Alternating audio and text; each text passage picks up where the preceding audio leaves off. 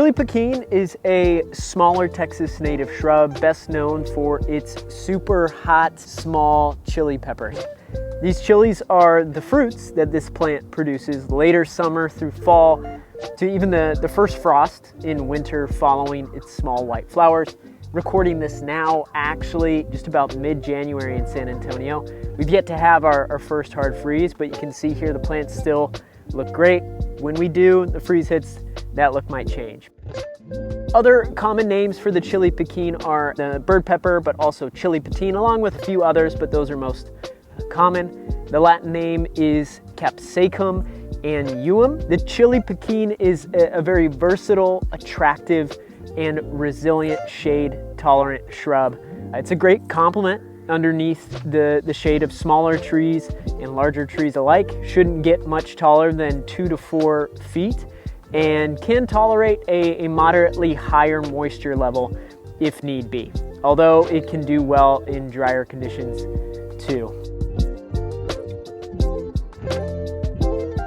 Its native distribution is through a few southwestern states in the US, predominantly south central Texas, a little bit of southern Arizona to South America. The Chili Pequin is a perennial that has a lower cold hardiness, so it will die back in winter in most places in Texas, besides perhaps the most southernmost tip near McAllen and Brownsville. The chilies, which are said to be the original native pepper in the Americas, are loved by birds, hence its other common name, bird pepper, and can be used in your kitchen raw in salsas, a fire cider, as well as dried and ground as seasoning. But worth saying, you should be cautious, these chilies are very hot.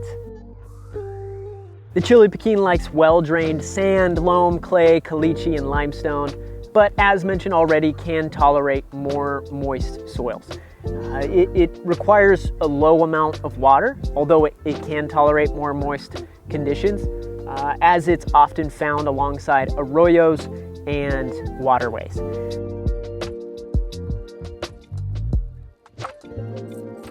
There are a number of benefits to having the Chili Pequin, both for your own landscape and for wildlife, but first off, for you, it's a shade plant. You know, it's not always easy to find plants that do well in the shade in Texas.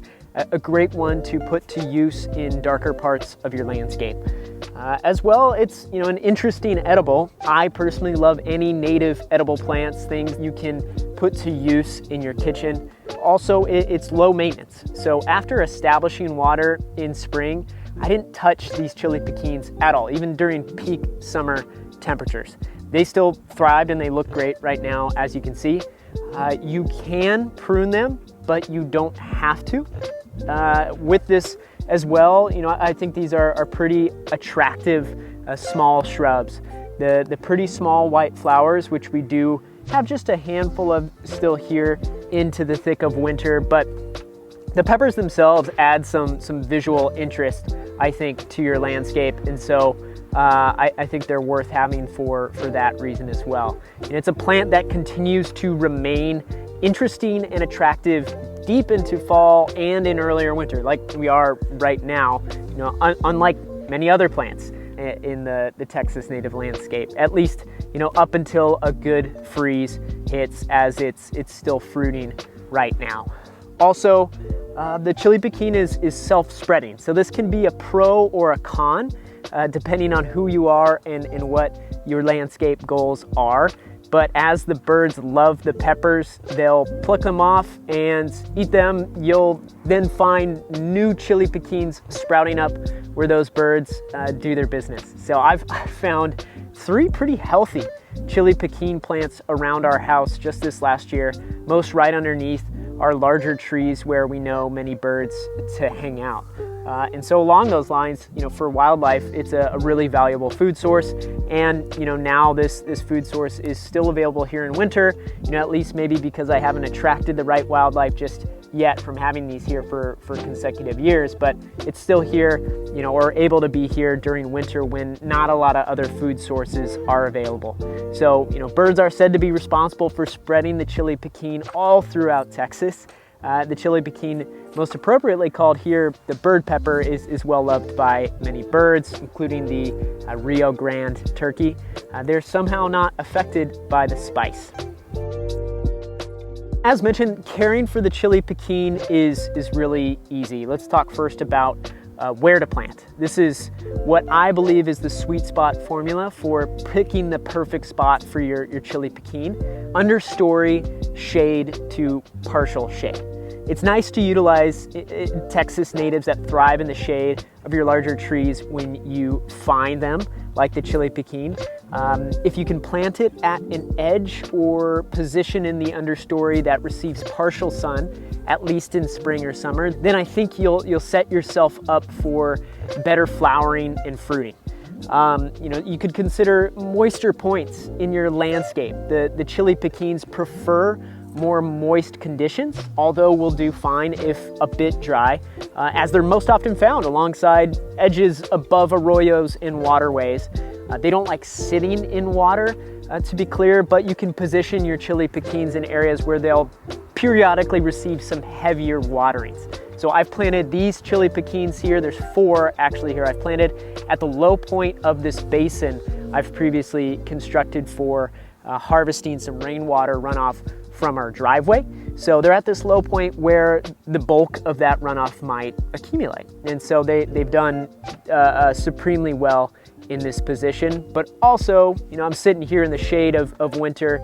We're getting shade from our very mature old live oak tree here. So consider alongside the path of a gutter downspout, as another opportunity, near maybe AC condensation drip, but not necessarily sitting in it where they're going to be in water all the time. So care for the Chile Piquin is super minimal. Depending on where you are, the shrub might die back to the ground each winter anyway. However, if the plant survives a mild winter, you might prefer to cut it back to the ground to prevent it from growing more scraggly and becoming woody at the base. Pruning should encourage the plant to remain more compact, like you see here, and flower and fruit more profusely each year. Some potential companion plants for the Chile Piquin, they'll grow well under a variety of trees. I planted a Texas mountain laurel here, so we'll see how that evolves over time. But I've also seen them complemented with Turk's cap, tropical sage, American beautyberry, cedar sage, cedar sedge, and a few others. Starting in spring, you'll start to see new leaf growth, and white flowers will bloom early mid-spring.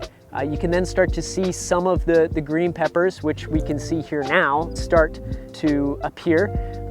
As summer hits, the peppers begin to ripen and turn from green to an orangish red. And as summer carries on, the plant is more dominated by the presence of the red peppers than the white flowers themselves. It's a little bit harder for me to find them now here in the depth of winter, but the flowers should still be there.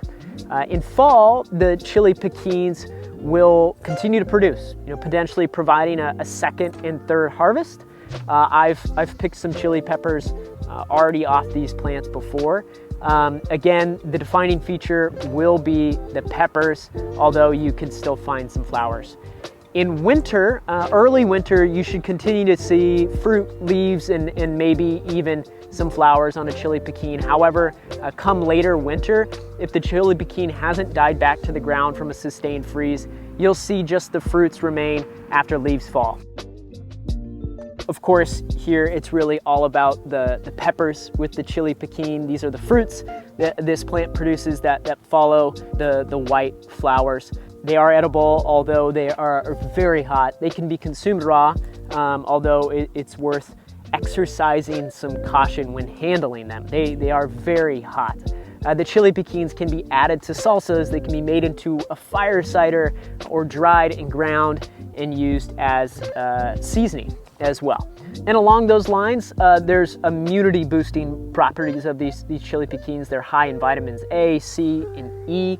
And as explained in Foraging Texas, a really excellent book, some Texas native plant foragers will even swallow Chile Piquins whole, like taking a pill, to avoid the spiciness, to still benefit from the immune boosting properties.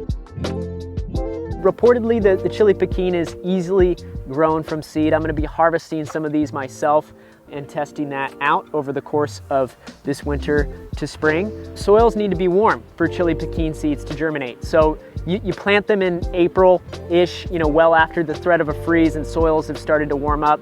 If you want to start them in fall, you must protect them in a greenhouse over winter. Chile Piquins will also root readily from softwood cuttings that have slightly hardened off at the base. So most likely take some clippings late spring, early summer, apply some rooting hormone and keep the cuttings under mist.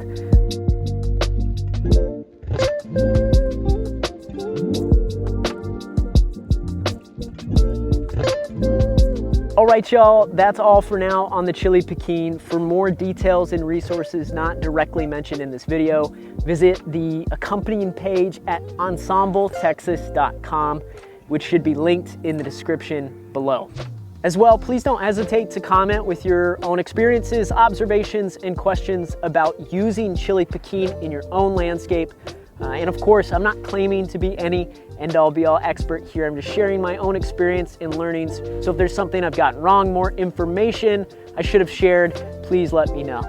Finally, if you're interested in learning more about other Texas natives, be sure to download our free cheat sheet, Getting Started with Texas Native Plant Landscaping, by going to ensembletexas.com/freebies. That as well should be linked in the description below. All right, y'all, until next time.